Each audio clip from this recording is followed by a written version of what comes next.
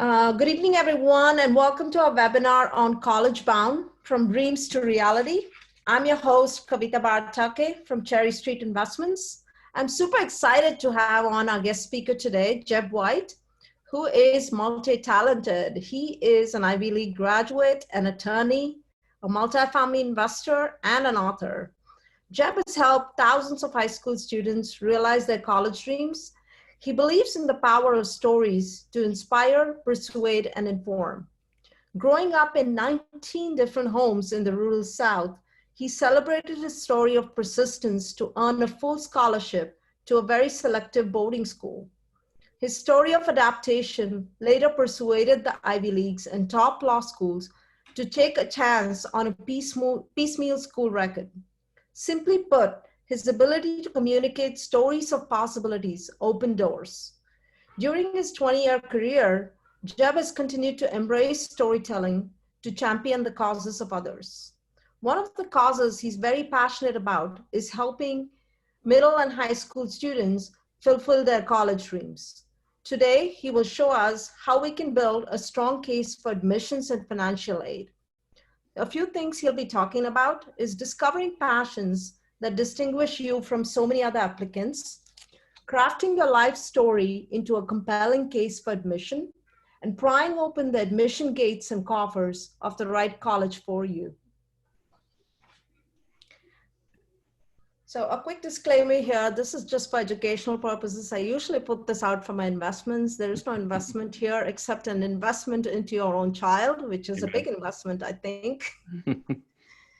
A few housekeeping rules. If you have any questions or issues with audio or visual at any point, please let me know in the chat box so we can fix it. Also, if you want to ask questions, please locate the Q&A box in the Zoom application and use that to ask questions. It just keeps it easier for me to track the questions and make sure I don't miss anything. I will record this webinar. I get a lot of emails about that, and I will be sending out the link to all registered attendees within 24 hours. And to avoid it from going to spam, please whitelist my email. A quick note about some upcoming webinars we have. We have a webinar on May 14th, the next Thursday, on the tax implications of the CARES Act with a CPA, who's Ted Lanzaro. He's a pretty big CPA who's been talking a lot about the tax implications, and specifically there's something you should be aware of called net operating losses, or NOL, that you can carry backwards for 5 years now, and it's a big deal. Please join us to learn more about this, and I'll be sharing the link for registration soon.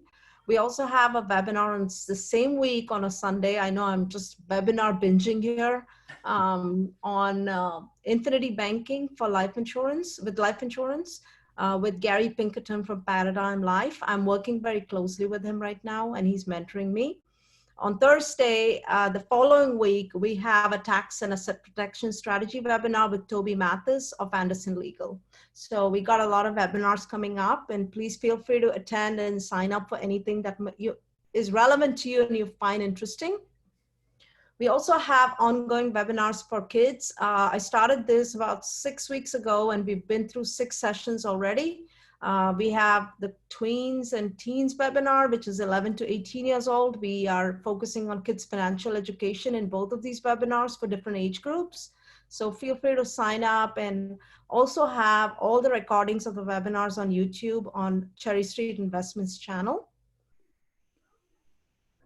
A lot of few folks know me. I'm not going to go through my whole introduction here. I'm a real estate investor, and I actually know Jeb through the multifamily syndication group. And I happened to learn about how he was helping with college admissions, and I really got intrigued and interested because I do have a high schooler as well. So I thought I always do webinars on investments and investment related things. So I thought this would be a really good webinar for us to learn about how we can help our kids get into their dream colleges as parents. So thank you to those parents and kids joining in today. So a little bit about our guest speaker. Jeb is an Ivy League graduate from UPenn. He's an attorney, a multifamily investor syndicator, as well as an author. He launched an online training platform called collegeadmissions.com to help high school students and their families.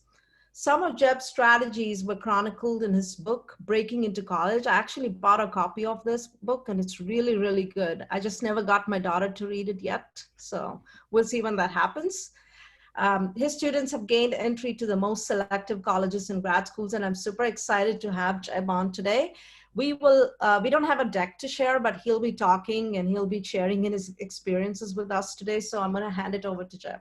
Awesome. Awesome. Thank you. For being Yeah, here. I really appreciate you having me on. And I apologize. I usually do these webinars from my studio in my office, but I'm on daddy duty tonight. My wife's an OBGYN. So if you hear screaming in the background, I have young children who should be behaving. So the book that she referenced, Breaking into College, if you guys want a copy, I can send you a virtual copy, an ebook of it for free. Just shoot me an email, Jeb, J-E-B, @collegeadmissions.com, and I'll send you a PDF version of the book. I think we're up to 8,400 copies sold, so it's done quite well. So I really appreciate you joining me, especially tonight.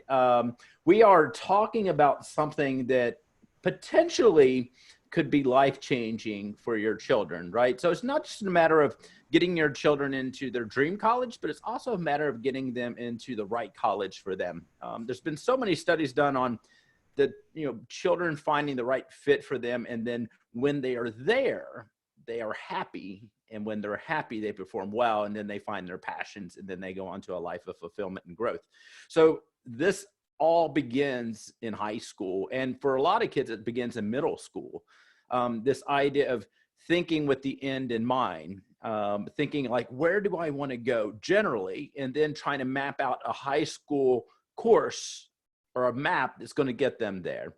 And I try to tell some of my own personal stories too, to let you know, if this guy can do it, anybody can do it, kind of thing. And as she said, I grew up in the rural South. I bounced around a bunch of different places. I actually went to 3 different high schools in 1 month of my sophomore year. That's how transient my childhood was. So taking my transcript and trying to figure out some way to get into any college was quite a task. And it became very apparent to me in my sophomore year, that year where I was bouncing around amongst different high schools. And I found myself struggling, trying to say, all right, where am I going to end up? I knew I didn't want to have the life of my childhood. So I was trying to figure out some way to chart my course. And I very much at that time adopted this victim's mentality, right? That the world was against me. And obviously I wasn't meant for college of any kind. And I remember that I had a very strict, and I needed it, chemistry teacher who took me aside and said, it's really interesting, all these stories you tell yourself. Maybe you should stop making those your excuses and make those your reasons for stepping forward. And what he meant by that was, you have a good head on your shoulders. You have all these obstacles. Why don't you make those your story of persistence and pushing forward? And he worked with me throughout my sophomore year to really change my mindset about what was possible, and to start to see my life as a life of possibility, a life of inspiration, that all these things that I viewed as being obstacles were actually something that made my childhood a rich tapestry that I could tell other people about, that they could get behind. And I oftentimes work with students who look at their struggles, either academically or socially, and they want to hide those things. They want to put those things behind them. And in talking with so many deans of admission and working with so many students, it's very apparent that we are hardwired to pull for people who push through obstacles and succeed. The David versus Goliath story is told 2,000 years later because it's a story that we're hardwired to cheer for, right? We don't pull for Goliath, we pull for the David in the story. The reason why the Rocky movies did so well is because we pull for that person, the underdog. The same thing with the Rudy movie, right? You can name all these different movies where we root for the underdog because that is truly how we're genetically made up. And what I try to do is when I work with students, and this last year I worked with almost 3,200 students who end up getting into, there's 8 Ivy League schools that got into all 8, got an MIT, Stanford, Duke, you name the school they got into. And a lot of them got into schools that were reaches for them. And they got into schools where a lot of their classmates had higher grades, but they were able to get into because they were able to tell their story in a way that was compelling. So when I talk with students, I talk with parents, I tell them to not discount their stories of struggle and try to think of them as ways to make them stand out. And the way I do it, and when you read my book, I talk about it from the sense of being a case for admission. So I'm a lawyer by training. I've had the great privilege of working on a bunch of different cases, including 5 cases before the Supreme Court. All those cases came down to the question of appealing to the judges or the jury's emotions, right? So for you, as a student or a parent who's helping a student, you want to try to think about your story not as numbers. We're so quick to say, my student is just a B+ student, or my student has a 1520 SAT, or my student has, you just start rattling off these numbers. And if you are stuck in the numbers, your student's never going to break through. You want to get to the point where you're thinking beyond the numbers, that your student's not defined by a GPA. It's just part of their storyline, right? So what I try to do is I try to help them build a case for admission that's coherent and compelling and is persuasive. And there's different ways to do this. The main way I try to help students do this is I try to help them identify what they're passionate about. And then I try to build their application around that passion.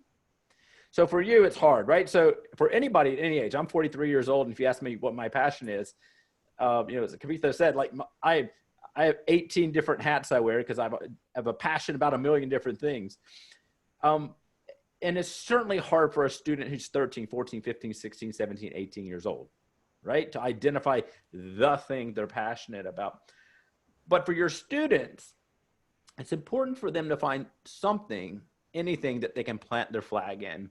And for a lot of students, they fall into this trap of doing the cliche high school activities. There's this old view of college admissions that was true when we applied to college, right? Back in the 90s for most of us, or even the 80s, where the colleges were looking for the well-rounded student, right? The student who was good at football, who was good at math, who was president of the class, all these different things to show that they were well-rounded. Well, what's true now is the schools are not looking for the well-rounded student. They're looking for the well-rounded student body. They're looking for students that are going to fill particular needs, right? So they're out of the applicant pool. They're saying, all right, these are the students that we have applying to our school. From this applicant pool, we need to build a community that has X, Y, and Z. We need someone who's good at plays. We need someone who's going to row the boats. We need all these different areas that we need to fill on our campus.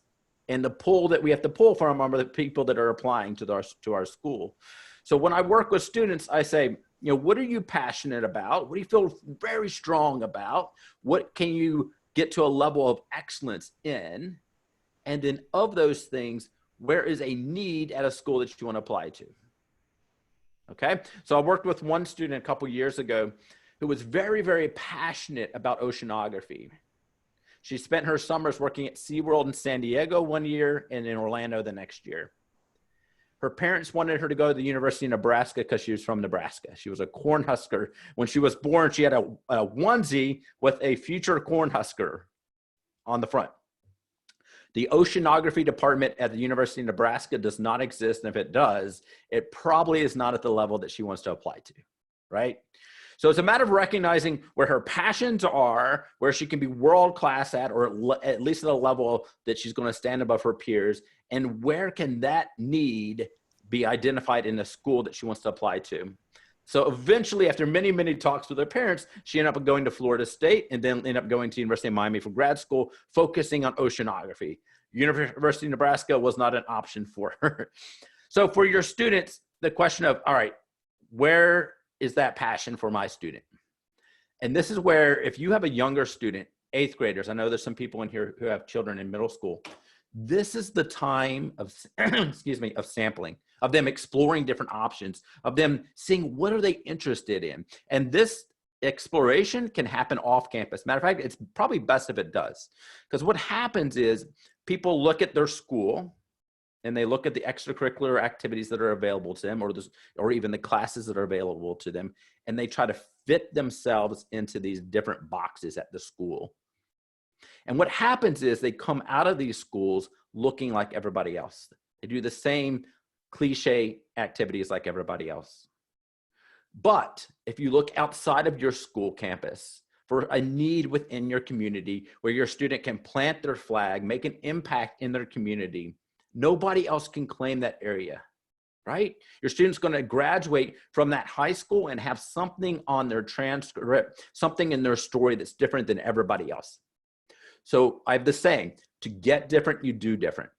So if your student is going to do what everybody else is doing, they're going to get rejected by the schools that are hyper selective. If they would like to get into some of these more selective schools, they have to make sure that they do things differently. And the biggest way they can do that is by doing things off campus. Off campus. Do not feel like they are restricted to only doing the activities that are on campus. The numbers just don't work out. There's 48,000 high schools in America and less than 18,000 spots in the Ivy League. So all the valedictorians in America cannot get into the Ivy Leagues. All the football captains cannot get into the Ivy Leagues. So if your students are looking for hyper selective schools, they have to find something that makes them look different and make sure that they focus their efforts in those domains. Okay, so that's as far as your passion is concerned. The other thing is about building a cohesive case for admission. So if a few years ago, I had a student who was very passionate about two things. She was very passionate about computer science, and she was passionate about teaching students, younger students, elementary age. And she set up an after-school program teaching computer science, basic computer science, Microsoft Word, Excel, basic web design to students, elementary school, middle school students after school. Okay, very impressive, right? How'd she do it? She had her father had a law firm, and they had two computers that sat pretty much unused. So after school, she made those computers available to students that wanted to stop by. And so there was no money outlaid. She was studying at her dad's office anyway, and it's students that stopped by, they would participate in the computer program. It allowed her to really place her flag in not only computer science, but also teaching, and also in the very important place of saying that she was giving back. Okay, so much of what our students are focusing on. Sorry, I got a drink. One second. So much of our extracurricular activities are about me, right? Me. Look at the trophy I won at cross country. Look at the ball I caught in the outfield. All these things about accolades about yourself. That doesn't inspire people. You need to focus their efforts on where can they give back? Where can they adopt an extracurricular activity where the focus is on them giving back, right? We see these people, we pull for them, recognizing that that's just the way we're wired. So that's extracurricular activities. Now I want to talk about classes. So a lot of times our students are burning the candles at both ends, taking AP, 5 or 6 AP classes while doing all these other supposedly required extracurricular activities, and they are miserable, right? They're hating their high school years, and it's showing in their mental health. So what we know now is it's not important that they take every single AP class available. This is where the school counselor comes in, okay? The school counselor will submit what's called a secondary school report on your child. And one of the questions on there is, did this student take the most challenging course load available? Okay. Now, there's a lot of wiggle room there. When you talk to school counselors, you say, you know, does that mean that my student has to take every AP class available at this school? And I have never met a school counselor say that is indeed what's required. What they will say is, no, we basically have a threshold. If she's taking, the most advanced available means that she's taking predominantly the most available AB classes, right? There's a lot of wiggle room there that allows you to take off some of those duplicative classes. Do you need a second AP calculus class? No. Do you need an AP physics class when your interest is not in science? No.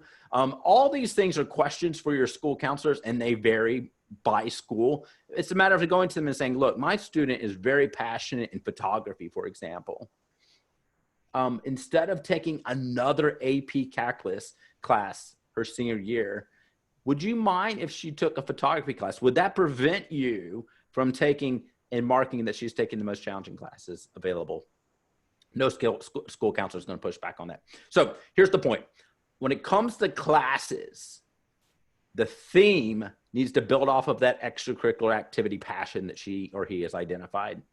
That you want everything in your case of admissions to sing from the same hymnal, right? Or to make the same point. If you're feeling a particular need at a school, say that need is X, everything about your application should say, I am indeed that student.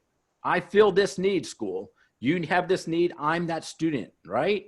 And the evidence, in my case for admission, is in the classes that I selected to take and the way I spend my time outside of school and the different activities that I do beyond that. Everything about me says I am that student, okay? And that also leads to your teacher recommendations. So I always think of teacher recommendations as witnesses, okay? These are people taking the witness stand on your behalf in a written form, and they're saying, yes, this student is in fact what she says she is. Yes, he is this student. He says he's this. Let me give you an example of how he is that student. And you encourage that the teacher recommendation to talk about something very specific that illustrates how that student did that particular thing, how that student was indeed passionate about photography. Worked with a student a couple years ago who's actually graduating from Duke in a few days, was very, very passionate about photography. Okay, so let me give you a good example here. Very rural high school, about an hour from here. I'm in Pennsylvania. They did not have a photography department. They did not offer photography classes. So what did he do? He started a photography class. Okay, he went to the school board, got funding, and then the funding went to a teacher who also was passionate about it. So he started a class. And he also started a club. He also started a blog. He started doing extracurricular activity in the form of volunteering for the local newspaper, taking pictures. Do you see the theme here? And then he ended up going to a school, Duke University, that has a very, very reputable school newspaper in which they need photographers. Kind of who is he, what is he passionate about, show me the evidence of it. And then you want the school to say, wait a second, we need a photographer on campus. This is somebody that can fill this role for us. Please come here. Okay. All right. So I'm flying through my book here. It's a quick read, but I'm getting you the high points right now. So once you've identified the need at the school and that your student indeed matches up or fills that need, and then you've identified the evidence that says, in fact, that your student is that particular person that's going to fill that need through extracurricular activities, course selection, teacher recommendation, anything extra you can add there. You're thinking about stories that they can tell. Then I try to think with the student like, all right, now is your time to take the stand. And this is the part where our students stand out, okay? Everybody else is going to do extracurricular activities. Everybody else is going to do volunteer. Everybody good grades, good SATs, ACT scores. Your essays, that's where you're going to stand out, okay? Your essays, especially if you're going into your senior year, your GPA could shift a little bit, but by and large, your GPAs, your SATs, your ACTs are by and large set. So where you're going to have your biggest shift is in that essay. And this is the area where you really should focus in. So students, if you're listening in, this is the part where you want to wake up. Okay, so essays. The biggest one is called the Common App essay. Everyone fills it out. Most of the colleges now accept the Common App. It's accepted just like any other school-specific essay. So the Common App essays are out there right now. The ones they used last year, they're going to use again. They basically boil down to the question of, tell us about yourself or tell us why you want to come to our school.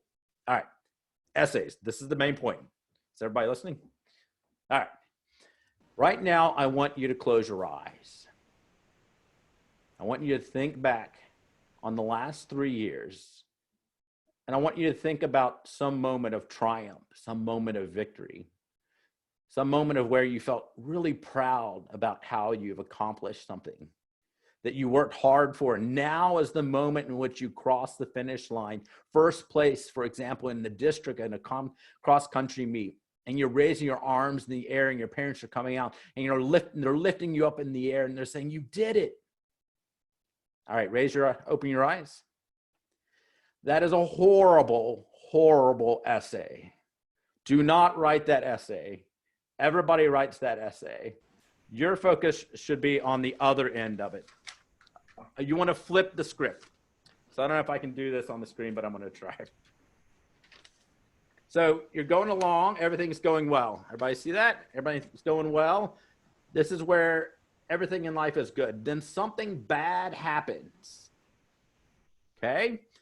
So to go back to my earlier story, it's the cross-country runner who all of a sudden blows out their ACL. The world's coming to an end, right? This is down point. And then they turn themselves around by training or focusing on their efforts. They go back up and they find themselves above the point where they started.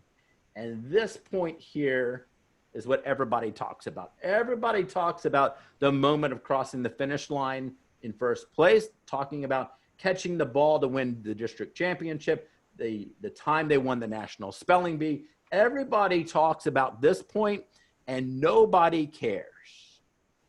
The admissions committee does not want to hear about this. Okay? Remember what I talked about earlier. Everybody roots for the David in the David versus Goliath story. Everybody roots for the underdog. Everybody roots for somebody who is down and out. The story I always like people to focus on is this moment where there was a line in the sand, where they were at their worst, where they were struggling, and they made a decision that they were not going to go along with this path anymore, and that they were going to make a path upwards. Okay? This is the point of decision that you need to focus on. So when it comes to your essay, the story that I encourage students to tell, and these are the stories that get read. These are the stories that get remembered. And we have many stories I can tell you about students getting into colleges, appearing on the campus in the fall, and then the admissions committee officer who read that application will find the student to say, oh, you're the person that wrote the story. The story of struggle, and then saying, I am going to not live this life any longer. I'm stepping forward. Okay.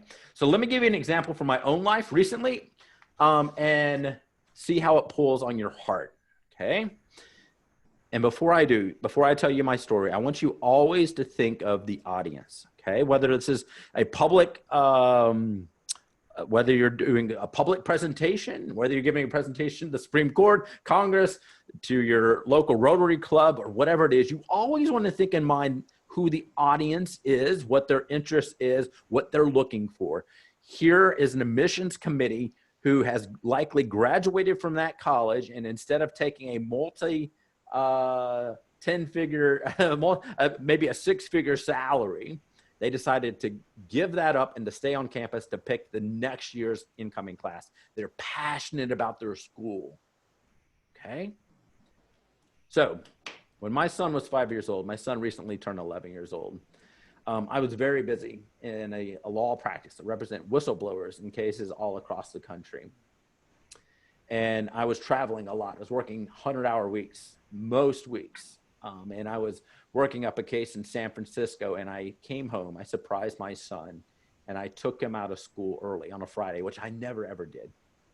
And at this time, my son was very, very obsessed about soccer. And if you have young children, when they get obsessed about something, that's all they talk about, right? If they're obsessed about video games, they want to talk about video games. If they're on YouTube, they're telling you about some video on YouTube that you really don't care about. But this time my son was focused on soccer. 5 years old, he was sleeping with a soccer ball. At dinner, he was talking about soccer ball.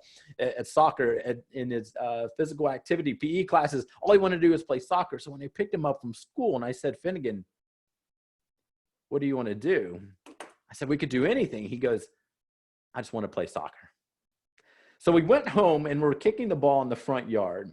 And the cool thing about soccer, unlike baseball, see, if we're playing baseball, I actually have to look at him, right? I have to throw the ball and look at him. Soccer, you can just generally kick the ball in their direction and the ball will go to them, and it allows you to do other things. So the cool thing about this is I became a multitasking dad ninja. I was able to take a phone call with my client.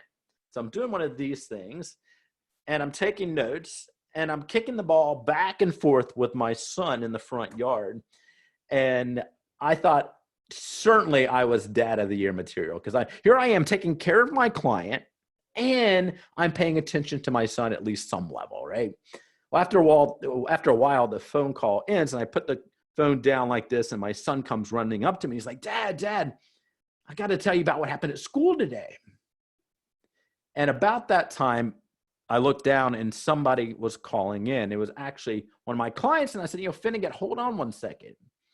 This is on my schedule. I got to take this call. So I put the phone up to my ear and I generally kicked the ball in his direction. And after a while, I realized that the ball never came back to me.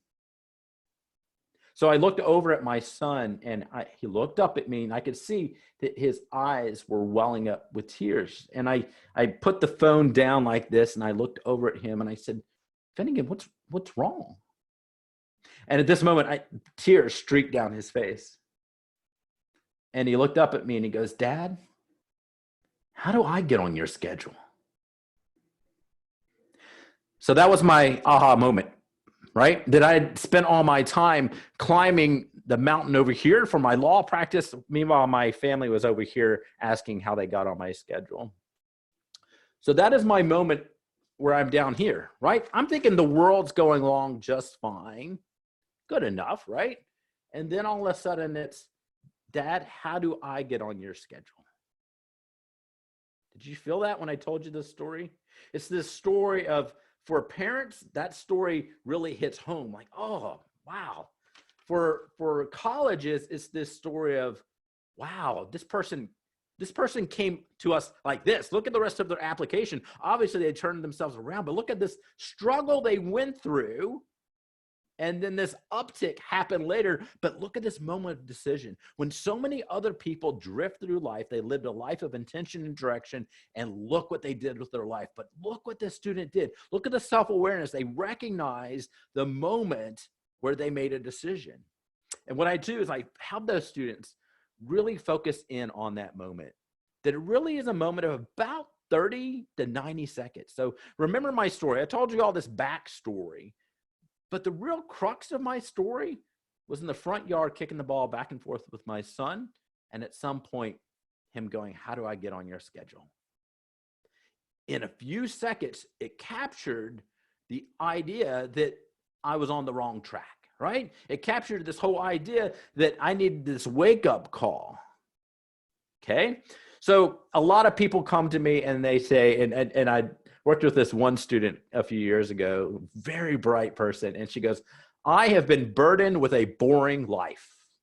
I have no good story at all. And the more I work with students, the more I realize that we all have stories. We all have stories worth telling. And sometimes, most times, the stories that we view as being the most mundane are the ones that people connect with the most. Okay? You don't need to go to Africa and build a hospital for orphans. You don't need to invent the cure for cancer. As a matter of fact, the stories of the day-to-day struggles that you're able to identify and push through are the ones that get read and that people relate to. Okay. These essays have to be relatable.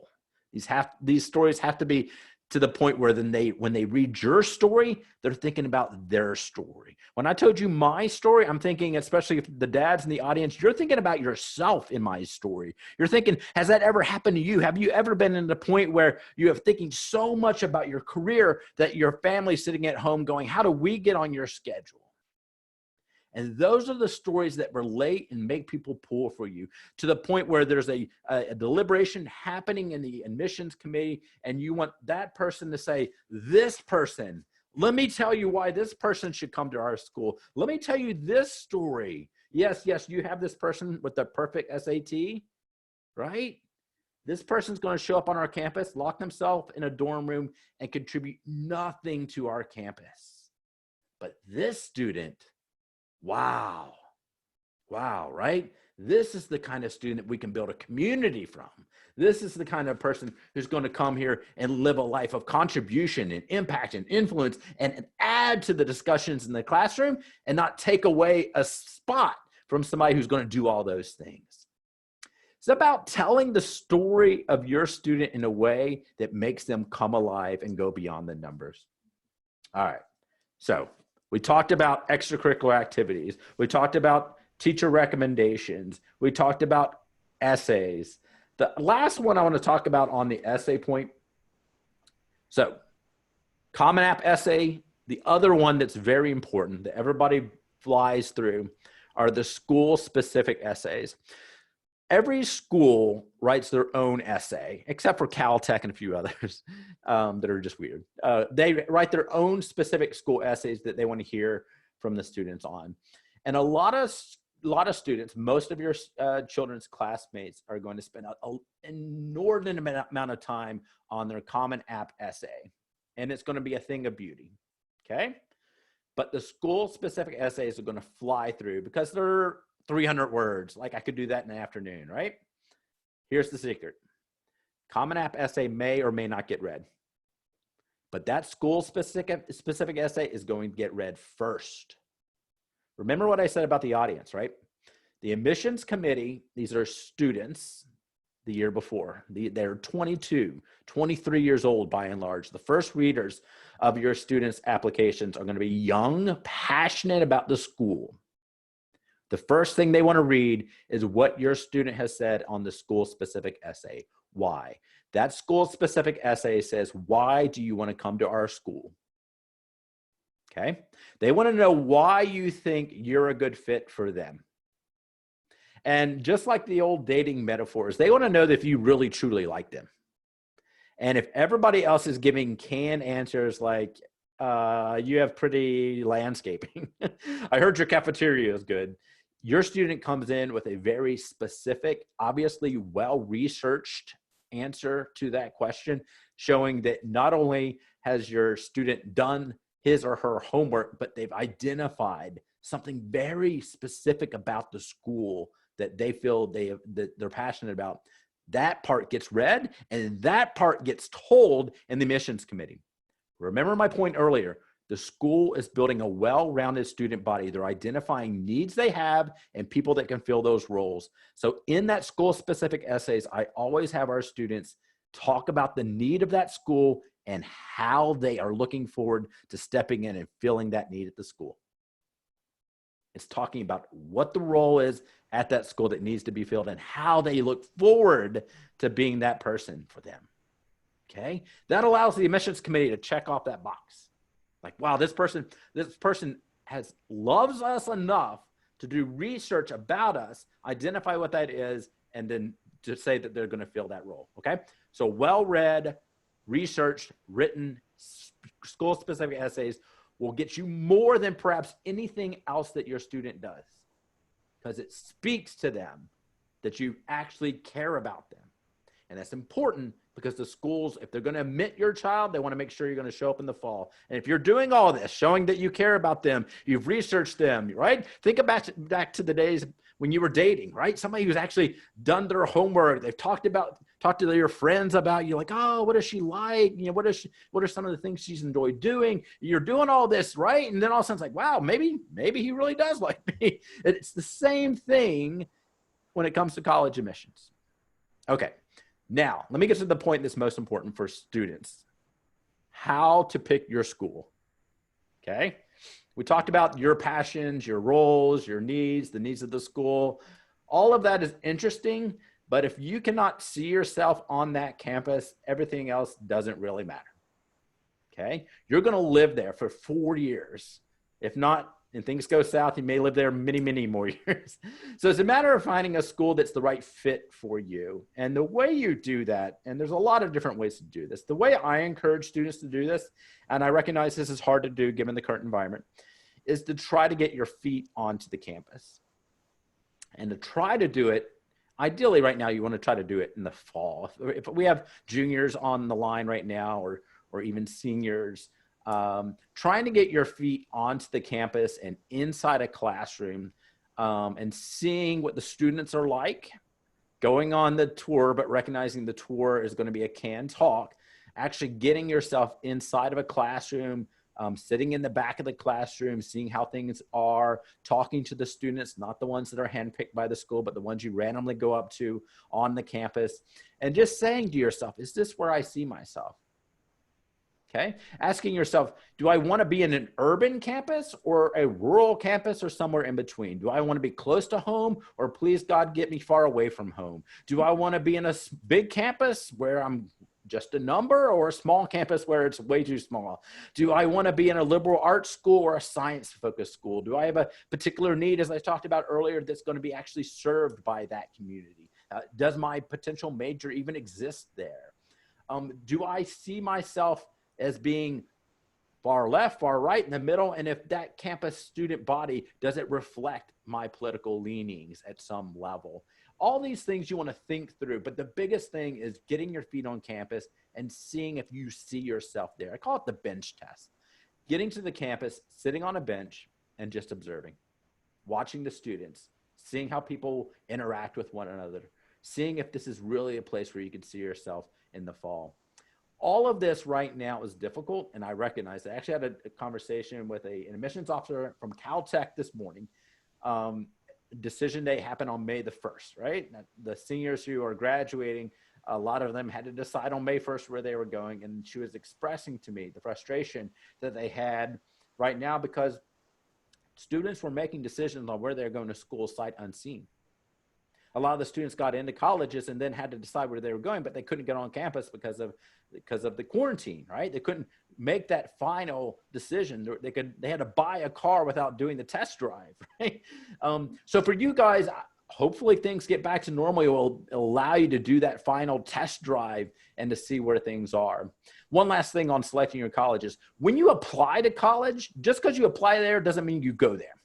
So there's a lot of stress happening in the fall about where to apply to college. When in doubt, apply. You'll be out the application fee, but at least put yourself in the running. And then in the spring, when the admissions committee comes back with all the schools that you've been hopefully admitted to, you then can look at the schools through the eyes of an admitted student, and it allows you to decide where you're going.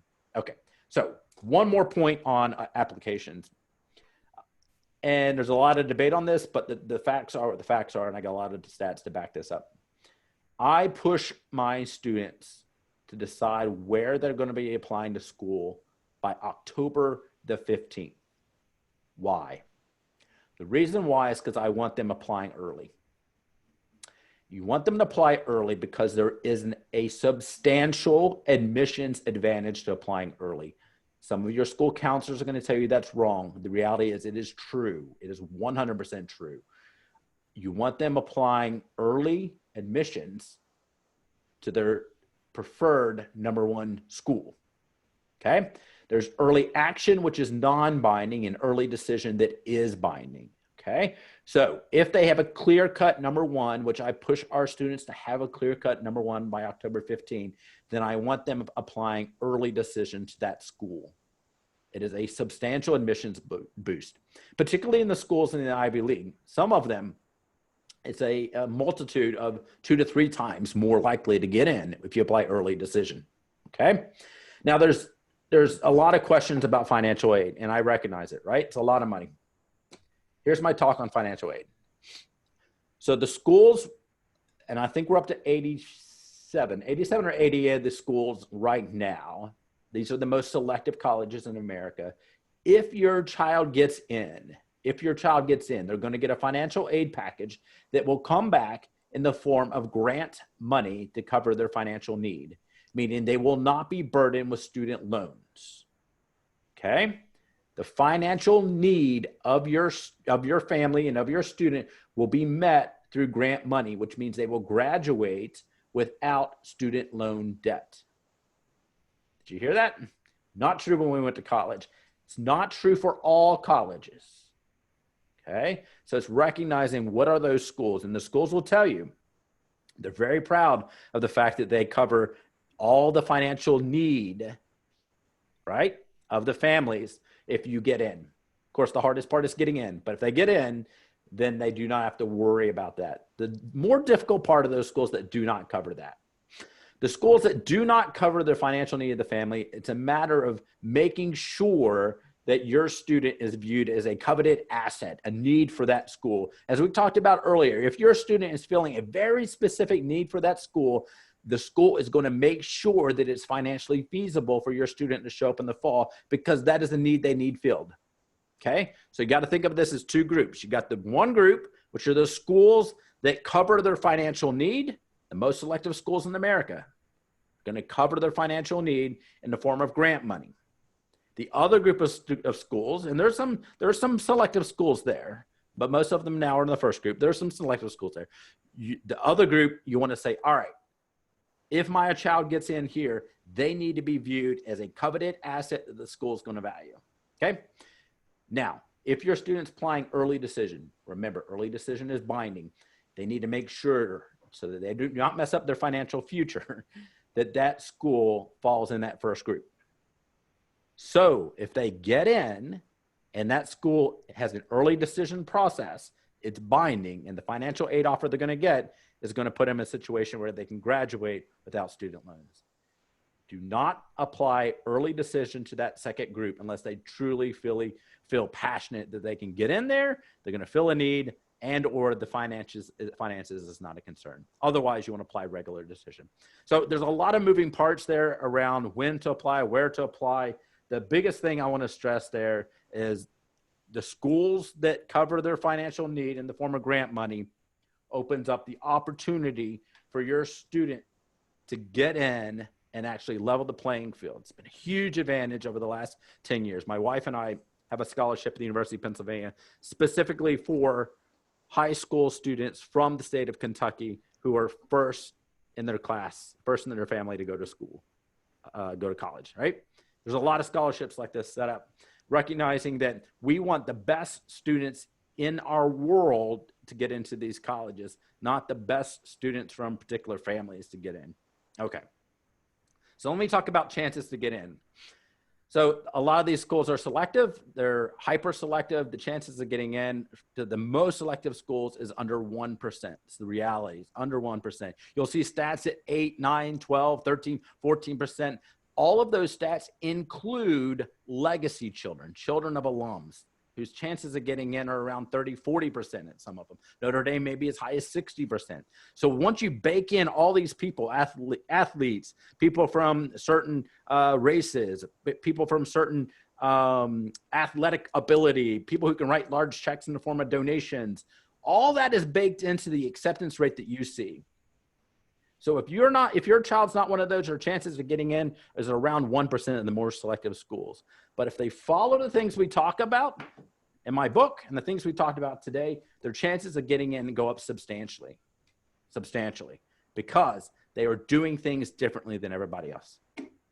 All right. That's all I have. What questions do we have? Wow, Jeff, that was amazing. I took a lot of notes. Good. Amazing. Okay, let's go through some of the questions. Mary asks if you were a military kid, I think because you've been moving around so No, I was not a military kid. My father had a hard time listening to the rules of the law, so we bounced around running from the law. That's the truth. Okay, a couple more questions. Actually, I had a question. Yep. How identify the best schools? Let's say you know your child's interest is in a specific area, how do you as a parent help them identify the best schools to match up with their interests? Yep. So there's a lot of different rankings that are out there. A lot of them are based on things that are going to be irrelevant to your student, right? Mm-hmm. So the biggest thing I try to look at, both as a lawyer or as an employer, or is I try to look at what are the earnings potentials of the students coming out of those schools? What is the placement percentages of students coming out of that schools?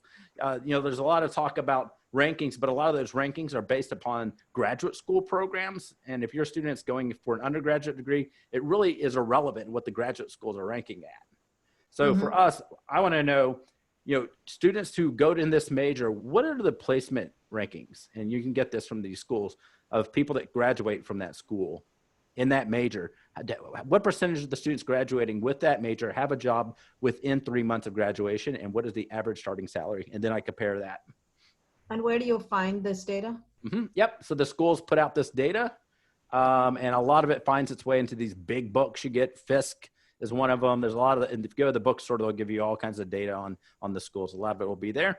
And the schools that are proud of that data will put it on their website. Gotcha. Okay. Okay, let's take some questions here. What do you think of dual enrollment? For example, taking undergrad math classes at a local school. Love Would it. the prestige of the college you dual enroll matter? So just want to make sure I understand. So this is a high school student who's looking to take a math class at a local college. Yeah, it sounds like a community college. Love it. I love it. You know why? Because no one else is doing it, right? So especially if you're doing it over the summer when everybody else is laying out by the pool, your students actually doing something to make themselves better. It's a wonderful story. Okay. How do you find the needs for a specific school? You mentioned the needs of the school. How do you find that? How do you? Yeah, this is a good secret. So the schools, at the beginning of every year, will talk about how they have the best class they've ever had. And then in that press release, or sometimes in a statement from the president, they will talk about the specifics of why that class is so strong. And they'll say, in our class, we have a blah, blah, blah, and blah, blah, blah. They'll mention all these very specific things that they're proud of. And what they're telegraphing to the world is, please get us more of this, this, this, this, this, and this. So those convocation talks and press releases, those are gold mines. So go look at those. Gotcha. That's useful. All right. Examples of needs that the schools might be looking for. Again, depends on the school, I assume, but Yes. what are some of the examples? Like you mentioned photography, right? What are some of the other examples that schools are looking to fill? So schools that are trying to push back on old stereotypes is a great example. So this last term, I worked with a student that got into MIT. She got into MIT. Okay. MIT is trying to push back on the stereotype that they only attract men who can't read or write, but they're great at math. She was extremely good at essay writing. She was a good performer. She was good at math too, but they were looking for females that can actually talk and present themselves, because that's the new world we live in. It's somebody who actually can sell the ideas. So identifying her as, this is a female who's strong in presenting and presentation skills and will be a leader on your campus. She got it in MIT, and I bet she got it in very, very easily. Awesome. Given the COVID situation, how do you see a rising senior should plan their early decision application process? It's tough. A lot of the schools right now are trying to up their game on their virtual tours so that you can actually tour the campus virtually. It's not the same. So what I encourage, obviously do that, but I also encourage students to, if they know of people who go to that school, not the people that admissions committee selects, but if you know of students who are a few years ahead of you, reach out to them. If you guys have schools in mind, let me know. I know students at all kinds of schools. You want to really get the real story about what's happening in there. And the quickest way to do that is to talk to these students and say, what would you change about this school? Not what do you like? Not what is the best thing about, what would you change? And when you hit that note, a lot of people are going to open up and be very honest about things that they don't like. And some of those things may be irrelevant too, but it allows you to see kind of the other side. Makes sense. All right. I want to ask, for the stories, can they write stories from the middle school years of their life, or should it only be from their high school years? Yeah, great question. I think the best stories actually happen from middle school. I think for whatever reason, those years they just sear memories in people's minds. There's so many points of turnaround points happening in middle school. So I've seen great stories of people from ages 5, 6, 7, 8. So they don't have to be from high school years at all. Yeah, I think I agree too. Like, I think middle school is also that little painful point in growth of a child. So they go through a lot of trauma and changes in that time. So there's a lot of stories there. Absolutely. All right. Ryan asks, what if you're passionate about a sport like basketball or baseball that consumes a lot of time in high school? How do you differentiate yourself? Should you not play and instead learn a sport that is more unique? So I played football. And it consumed my life too. So I recognize that, but it's a different time now. And I don't discourage people I don't encourage people to give up sports. What I encourage them to do is add something that'll add to it. And here's what I mean. There was a few years ago, I worked with a student who was a great baseball player, but he also was good at statistics. He loved math. And he started a blog focused just on baseball statistics, like weird baseball statistics. So I encourage people, if they have something that's a cliche high school activity, to marry it with something else that'll make it unique. Okay. And it's so easy to do it now, right? With the internet, just putting up a blog, talking about your lessons or what you learn from it. Or as he did, marrying it with statistics, another passion of his, just something that makes it have, so it gives you more dimensions instead of just playing that sport. Yeah, that's a great example. Yeah. All right, Rama asks, my son did extracurriculars related to one field, but now changed his mind and went to a different direction to a different field. What is the best course of action in this case? Yeah. So there, I mean, that happens a lot, right? I mean, we're still growing, right? We're human becomings instead of human beings. Colleges recognize that students ages 13, 14, 15, 16, 17, 18 are evolving. They're changing. They're exploring new things. It just becomes a story of late discovery. And then once they discover it, then they need to be all in on that topic. At some point, I encourage the students to make a decision to say, all right, it's my junior year. I now need to place my flag here. A few years ago, I worked with a student who did not take, was again a computer science student. I'm looking at his transcript. There's nothing in his transcript that spoke about computer science. The school just simply didn't offer a lot of computer science programs, but he started a blog about computer science, some kind of weird program that I can't even spell.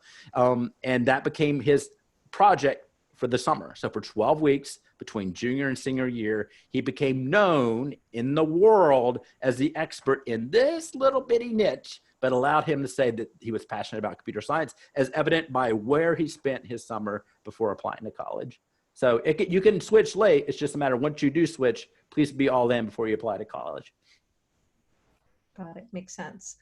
Arun asks, what do you think of senior projects for students? They are projects that the student works on over their senior year. I love them. So I'm a Cub master to 83 boys and girls. A lot of those kids go on to Scouts, and then some of them become Eagle Scouts. And become Eagle Scouts, you have to do what's called a community service project. And Google it. You'll see that some of these projects are just fabulous. And from that experience, I always wonder, why doesn't everybody do a community service project? So the idea of a senior project, I think everybody should do it, right? It's something where you can point to that says, I was here, here's the impact I made, and it makes for great essay stories, it makes great for interviews stories, and it just leads a life of contribution and growth that your children can be proud of. So I think it's a wonderful idea. That's awesome. All right. What else here? The questions still coming in, so I hope it's not too late for you. No, it's good. Oh, I see one I want to answer though. Test optional. So So there's a lot of schools. If your child, I hear a lot of people say this, my child's just not good at taking a standardized test for whatever reason, right? They're good at everything else, and then they freeze on their test. There's a lot of schools, including this year, as the question points out, many schools have gone test optional due to the COVID situation. How many of these schools do you think should the student apply to? It depends on the strength of the rest of your application, but it recognizes a trend that a lot of parents should recognize right now, that a lot of schools are realizing that the tests are horrible at recognizing the strengths of students. So if you go to FairTest, FAIRTEST.org, there's a list of schools there that do not care about your SAT or ACT scores, and they want you to apply, and they look at your application based on other things. So keep that in mind. If you're a student, it's just not a good test taker for whatever reason, it's not going to be a mark against them at many, many schools, and that list is growing every year. Okay, if there are parts of your story that could be considered bad in a college's eyes, suspension, for example, but are a part of your story of success and overcoming difficulties, would it be bad to talk about? So it depends. I hate to give you a lawyer answer. It depends. If it's something that's really bad, right? Talk it over with your school counselor. A lot of that stuff might be better addressed by your school counselor in a counselor letter. But it may be an opportunity for you to step forward. There's a part of my story I didn't share with you guys. I went on to the University of Pennsylvania. I had a 1.7 GPA my freshman year. I was academically suspended from school, had to beg my way back in, and ended up, after building my GPA back up, I ended up getting into Harvard Law and ended up going to Georgetown Law for law school. The part of my story was my academic suspension.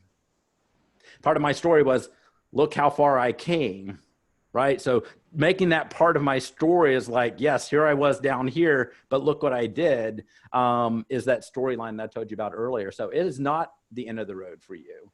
It's just a matter of talking it over with your counselor, because there's certain topics that are going to just rub people the wrong way. And so figuring out how best to tell that story, is that something you should talk about as a student, or is that something better done by a counselor? Okay, this is a short question. Is dual credit better or AP better? It depends. I think by and large, most college admissions counselors are going to recognize the AP as being the standard. Duals are good, but they don't have that standardized factor that they like to look for, right? An AP exam in economics in Connecticut is the same test they take in Washington State. So it gives them this standard thing that they can look at. So if I had to weigh the two, they would probably point to AP by and large. Got it. So what if your child is not good at any sport? Is that weighted high? Like, is that weighted pretty high in terms of not being in any sport? I've seen students get into every school you can ever think of that I don't know if they could chew and talk or walk in the same time. Sports is not a benefit, guys, for most students, because sports are cliche activities. So if your child's not athletic, then that frees up their time to do something else that's going to make them stand out, is the reality. I mentioned my high school, right? Playing football, but we had a question earlier. These sports take a lot of time, and they may not add a lot of points for you because so many students do them. So instead, taking that time that you would have spent practicing for 3 to 4 hours a day and doing something that has a high wow factor might get you more points in the admissions process. Yeah, I have to agree with that. Like, my daughter has a heart condition, so she's never been able to participate in any sport at all. Mm-hmm. Since she was a child, we excused ourselves from PE. So I've always pushed her into art and things. I didn't have to push her. She naturally went towards art. Yeah. So I think if that were the case, then she wouldn't be into any college. Yeah. No, I think it's actually, she might find it to be an advantage, strangely enough. Yeah. I guess it allows them to focus and not dilute their focus by adding one more activity, right? If you guys get anything from my talk, to get different, do different. If everyone else is doing X, go do Y. Yeah, that's great advice. Okay, what advice do you have for an 8 or 10-year-old on what they could be doing now and during their summers to plan ahead? Love it. So I have an 8-year-old and a just turned 11-year-old. So we're in the same boat. Um, this is sampling time. This is the time when you want to expose them to as much stuff as they possibly can. So my daughter played ukulele for a while. She did karate for a while. She did swimming for a while. You know, like if they don't like it, good. Let's bounce something else. Let's try this. Oh, have you thought about this? You thought about that? This is the time when they really should, I think, and I'm not a parenting expert, but I think this is the time where they really should just try as much stuff as they possibly can. Yeah. All right. Many people I know have done an extracurricular activities for most of their lives, like dance or art. I've moved around often too, and was never able to find a singular hobby and spend years on it. Instead, I tried many different things out. I'm a junior and I'm worried about not sounding committed in my essays. Yeah. So this is, my point earlier.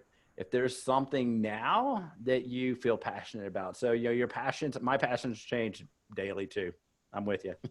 But what do you feel passionate about now, and what can you do this summer that's going to allow you to dive into that passion? Remember, once you get into that college, your interest may change too. Right? You're going to take classes and subjects that you don't realize even exist now. You're going to be going to school, studying for a career that likely hasn't even been invented yet. Right?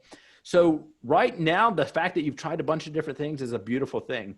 But now is the time to really focus in on that one thing for the next 12 months.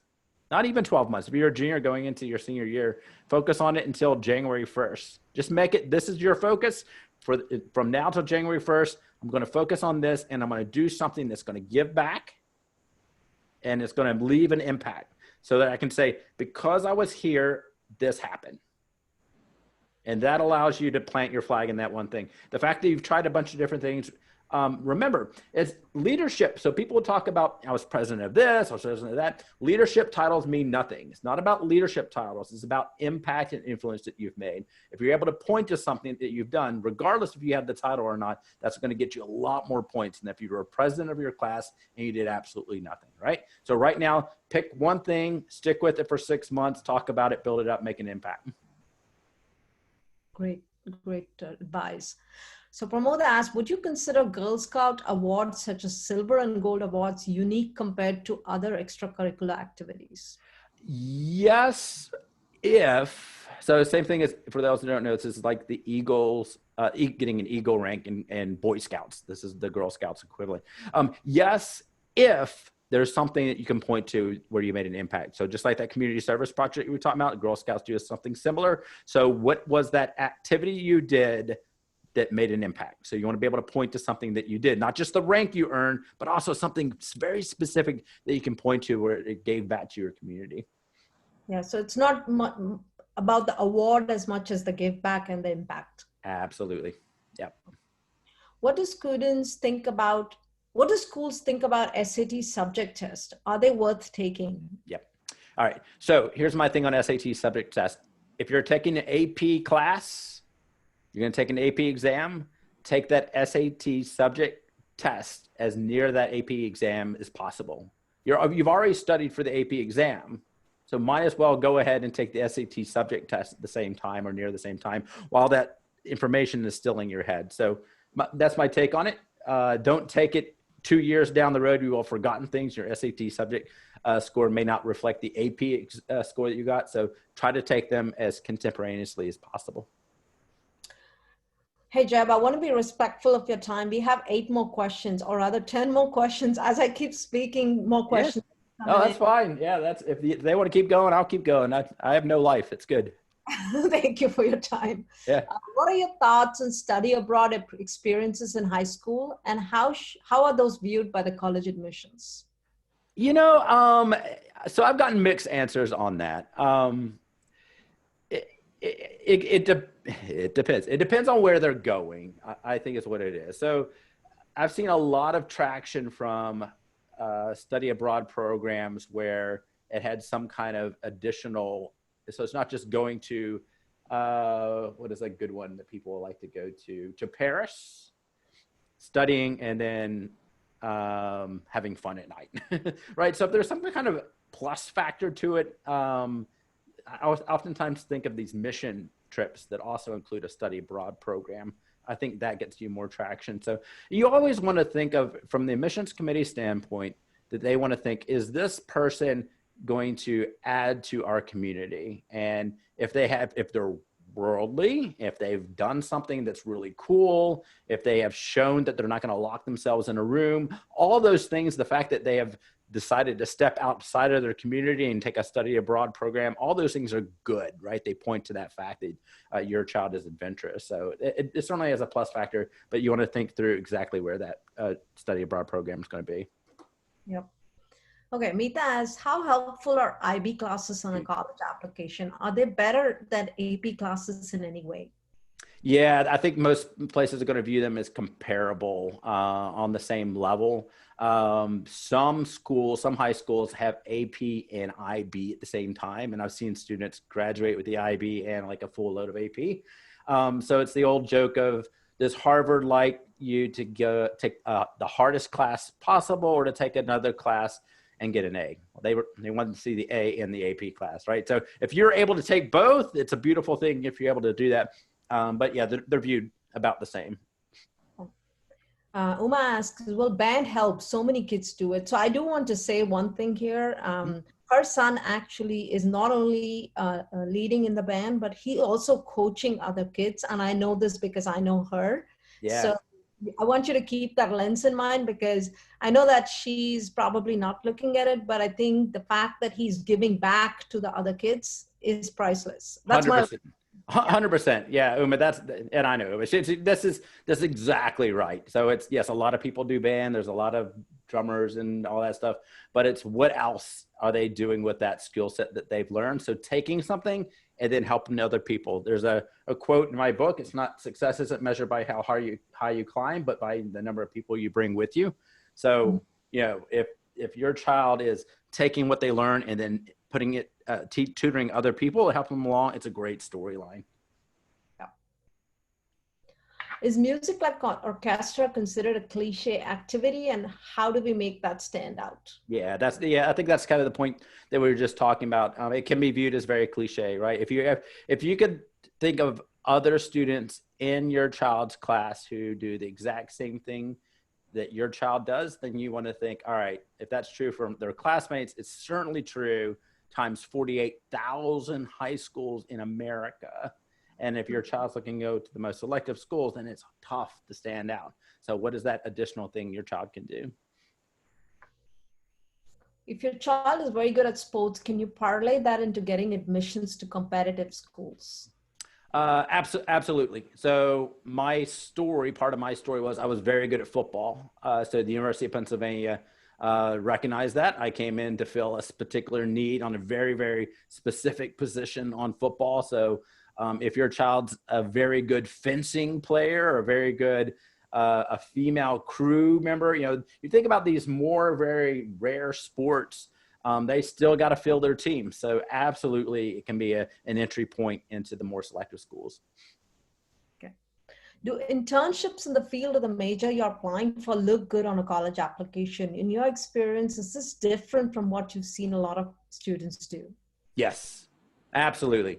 Remember the whole story. What is your consistent, coherent, compelling case for admission?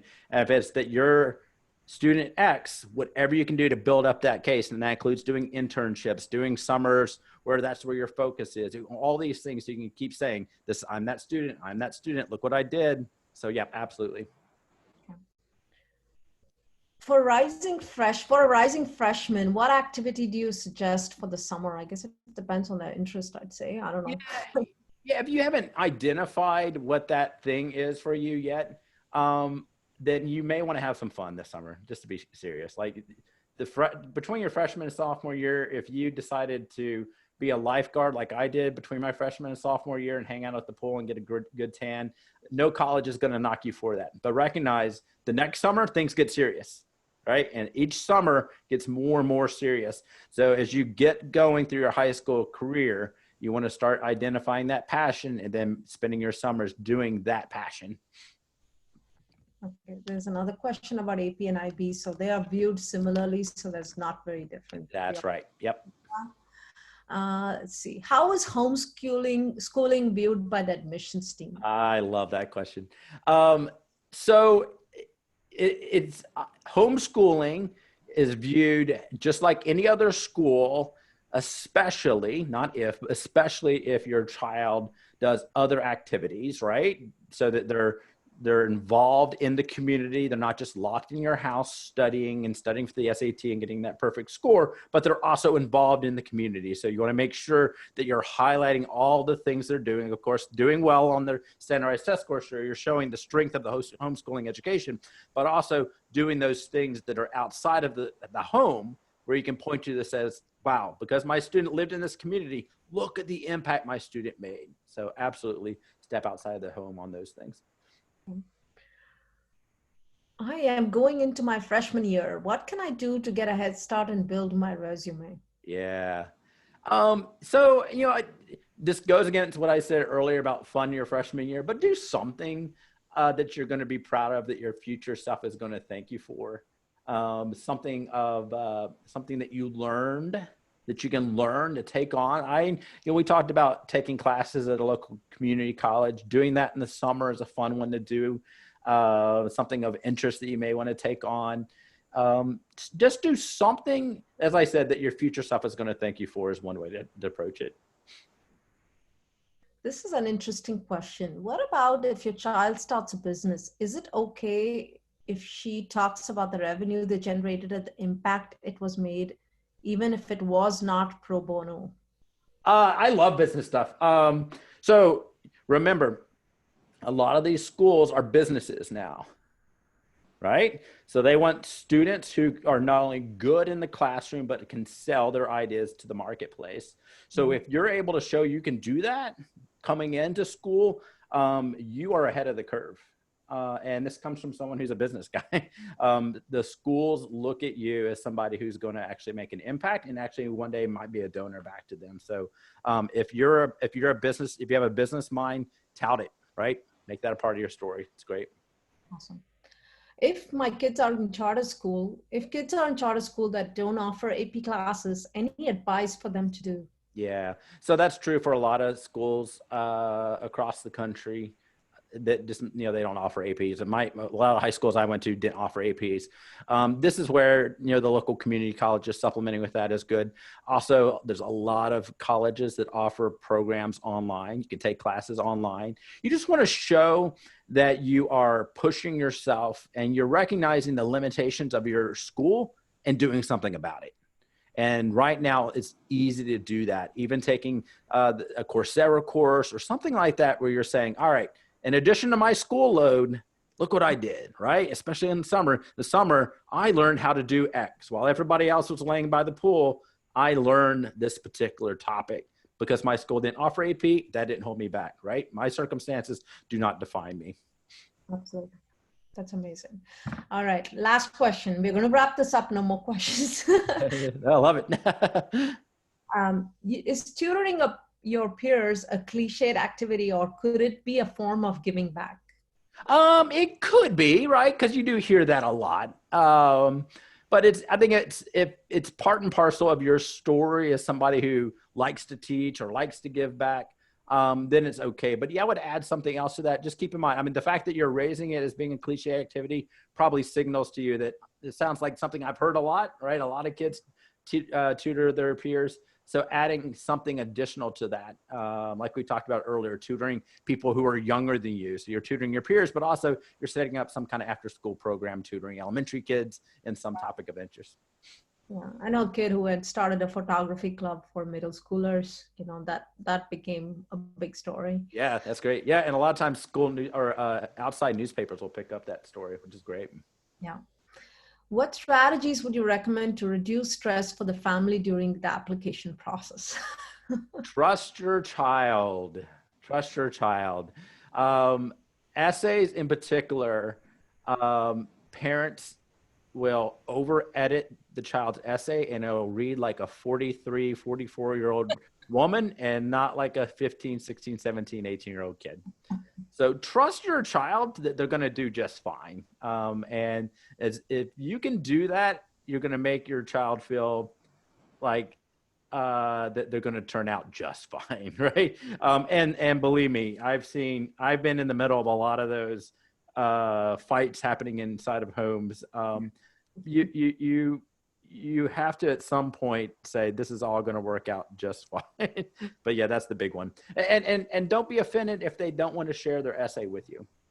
Just recognize that, you know, sometimes they feel like their essay might hurt your feelings, or something in there you may not like, you may not approve of, for whatever reason. Just respect that and trust that the essay will turn out fine, especially if they're working with a private counselor or a school counselor on that essay. So hands off, like parents. Hands off. Hands Step off. away. Don't mess with the kids. Let them be. Right. I have to tell that to myself. I know I can be pretty controlling. I can be there too. Thank you so much, Jeb. This was, I mean, I took a bunch of notes, right? Good. I was like, you know, looking at, I loved your story, especially about turning obstacles into opportunities. And I think there's so much for all of us to learn from there. And then I also love this: to get different, you do different. I mean, for me, that's just like, this sums up everything that I, you know, wanted to know and learn about this. So I hope everyone else found it just as useful as I did.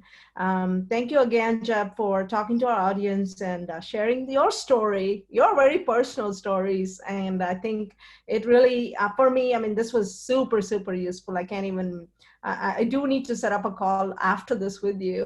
It'd be my pleasure.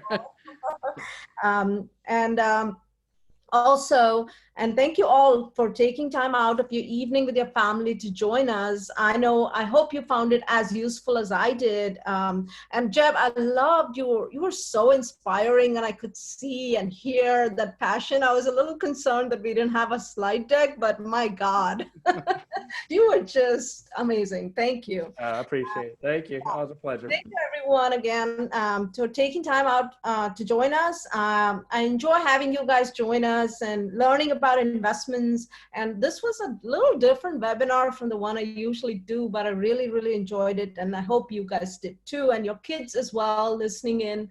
I hope you learned a lot today from Jeb. And Jeb is always available at jeb@collegeadmissions.com, and I typed it in the chat box. And if you want to get a copy of his book, which I do as well, I'm going to reach out to Jeb too. Please do so. And I hope you are all staying safe and healthy in these crazy times. And hope this was useful again. Have a good night, everyone. Thank you so much, Jeb. Yep. Thank you. Good night. Good night.